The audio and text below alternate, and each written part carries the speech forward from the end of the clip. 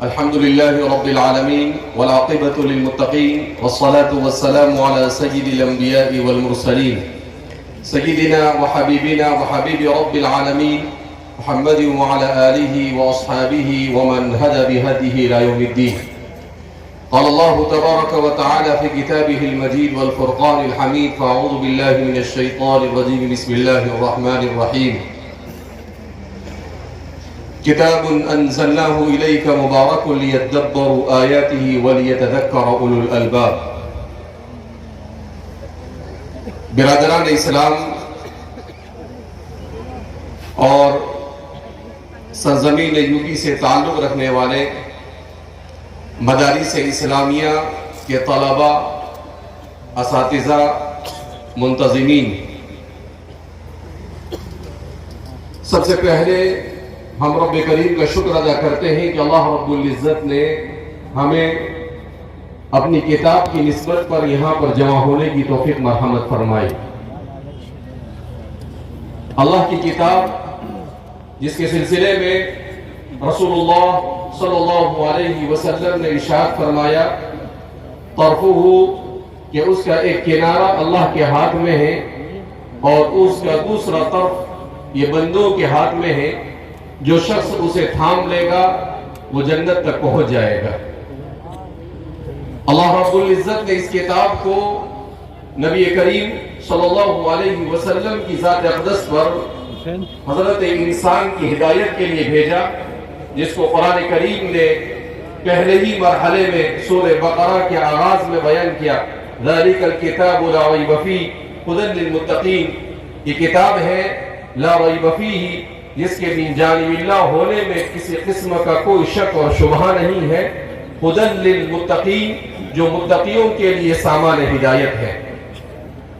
اس کتاب کے نزول کا اصل مقصد تو یہی ہے کہ اس کے ذریعے سے قیامت تک آنے والا ہر انسان اپنی زندگی کے ہر موڑ پر رہنمائی حاصل کرے. یہ اس کا اصل مقصد ہے.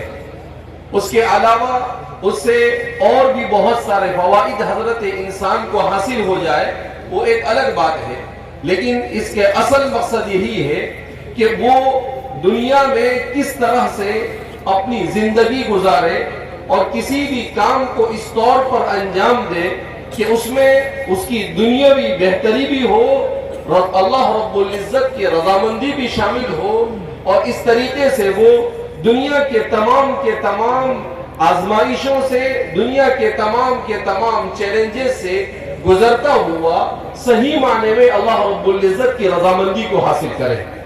حضرات صحابہ کرام رضوان اللہ تعالی مجمعین کے سلسلے میں قرآن کریم نے بیان کیا کہ حضرات صحابہ نے جب اس کتاب کو تھاما اور اس کتاب کے ساتھ ٹوٹ کر محبت کی، اس کتاب پر عمل کیا، اس کتاب پر اپنی جان کو نچھاور کیا، تو اللہ رب العزت نے ان کے بارے میں اعلان کیا: رضی اللہ عنہم ورضوا عنہ، کہ اللہ ان سے راضی ہو گئے اور وہ اللہ سے راضی ہو گئے.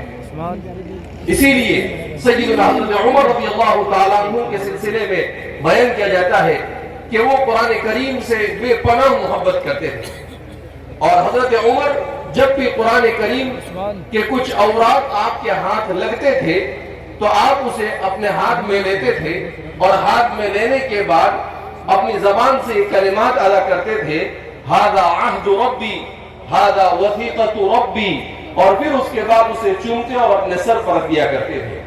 مورخین نے مستند حوالوں کے ساتھ اسے ذکر کیا ہے. حضرت مفتی شفیع صاحب دیوبندی نور اللہ مرقدہ، جن کو مفتی اعظم کہا جاتا تھا، ان کے بارے میں بھی حضرت مولانا رشید احمد صاحب نے لکھا ہے کہ میں نے بھی حضرت مفتی شفیع صاحب کو، جنہوں نے معارف القرآن جیسی معرکۃ الاعلیٰ تفسیر لکھی، انہیں بارہا دیکھا کہ وہ انہی الفاظ کو دہراتے تھے جب بھی قرآن کریم کو اپنے ہاتھ میں لیتے تھے.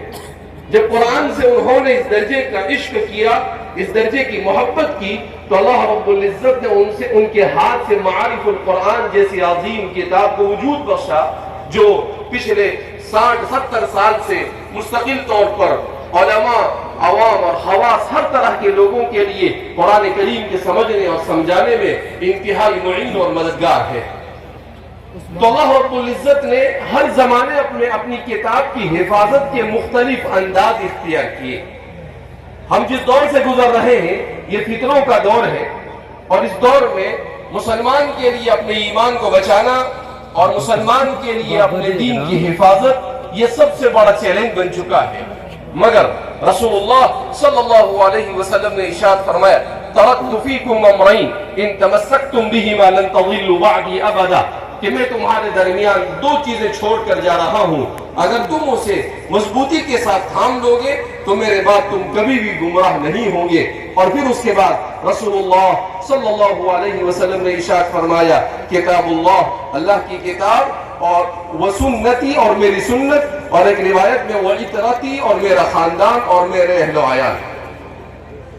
تو اللہ رب العزت نے اس کتاب کو اسی لیے بھیجا ہے تاکہ ہر قسم کے حالات میں انسان اسے رہنمائی حاصل کرے.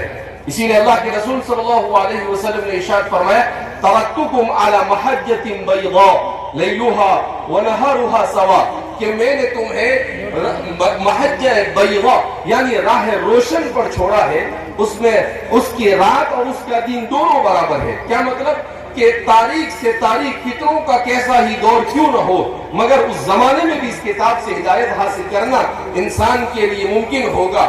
اور انسان مسلمان ترقی کی کتنے ہی بام و عروج پر کیوں نہ پہنچا ہو، اس زمانے میں بھی اسی کتاب سے ہدایت کرنا اس کے لیے آسان ہوگا، بلکہ اس پر ضروری ہوگا کہ وہ اسی کتاب سے ہدایت حاصل کرے.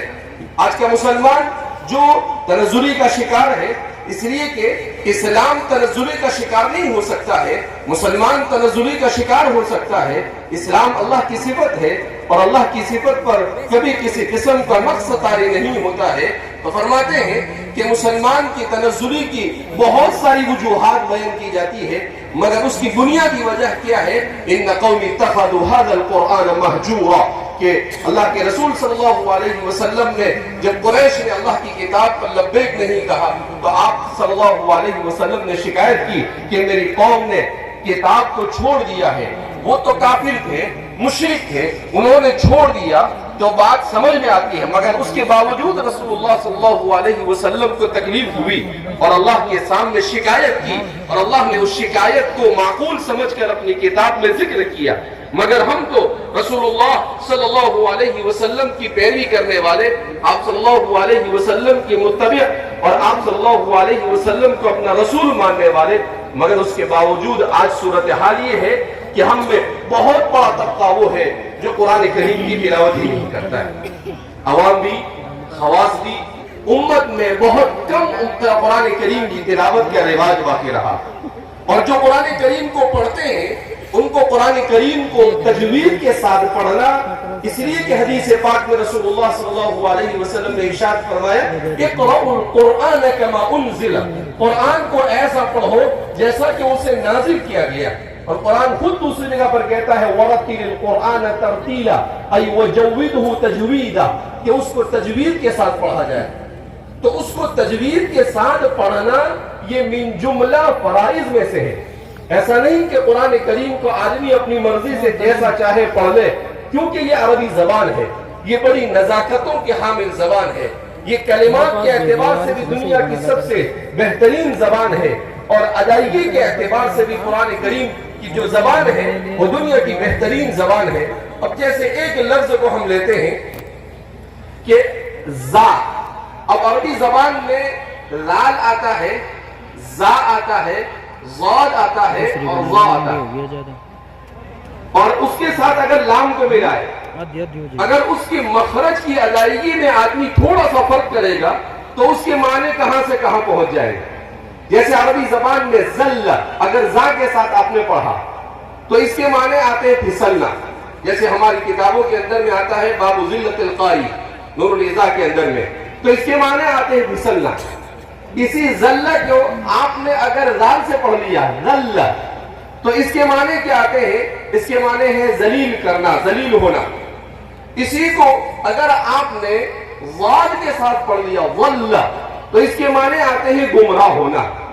اسی کو آپ نے اگر ضا کے ساتھ پڑھ لیا ضلہ، تو اس کے معنی آتے ہیں سایہ کرنا اور قریب ہونا.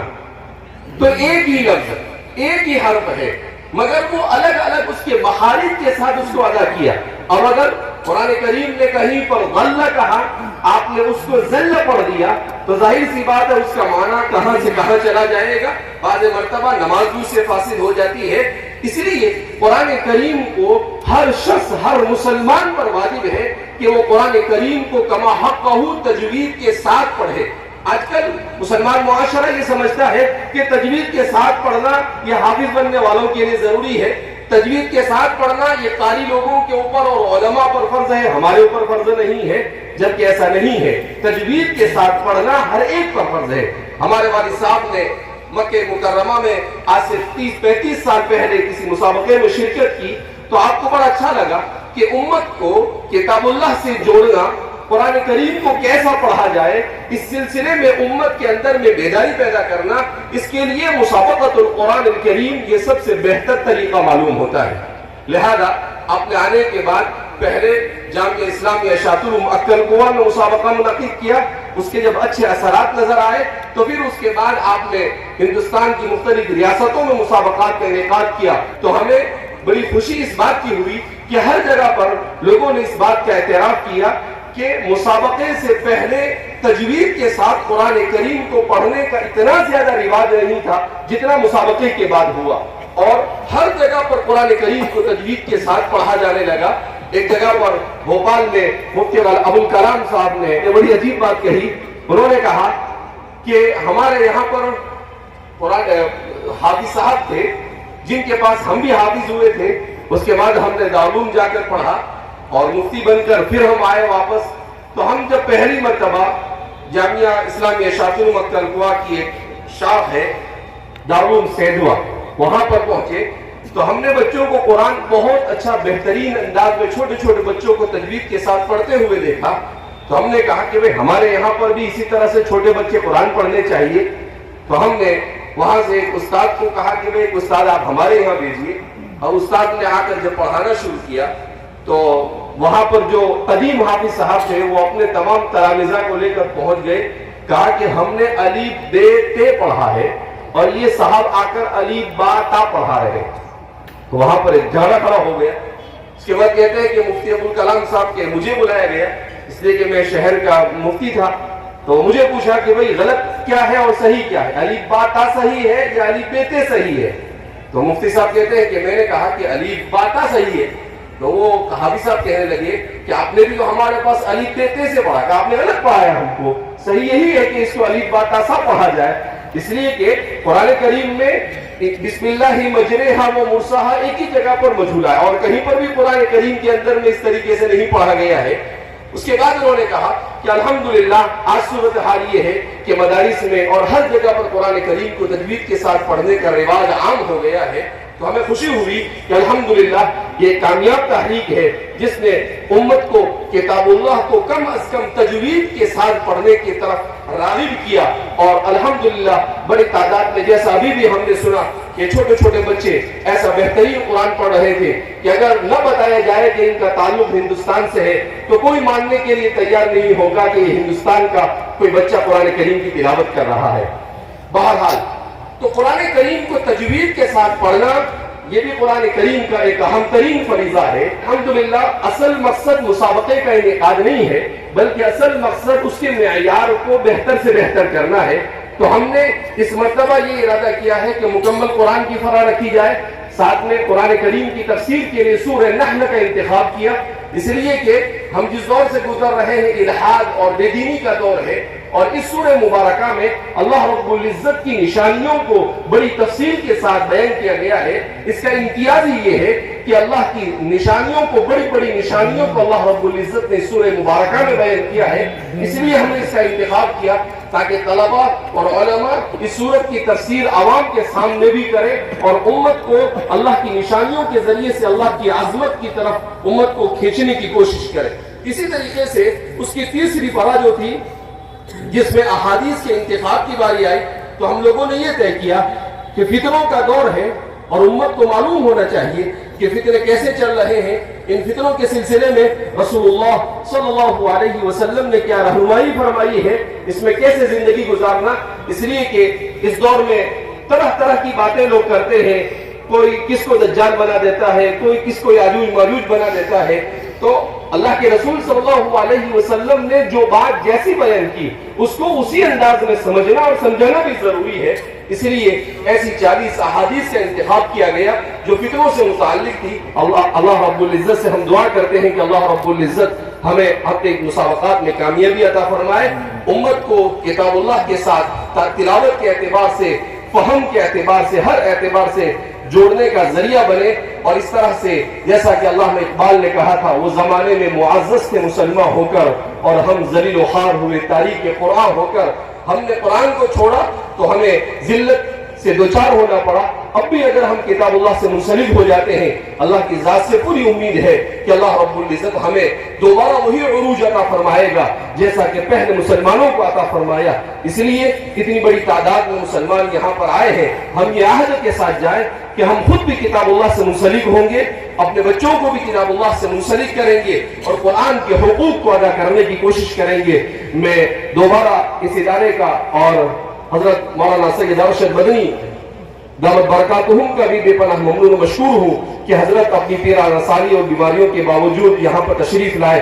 اللہ رب العزت آپ کے سائے کو ہم پر قائم رکھے اور ہم سب کو اللہ کی رضا والے اعمال کی توفیق برحمت فرمائے. والسلام علیکم ورحمۃ اللہ وبرکاتہ.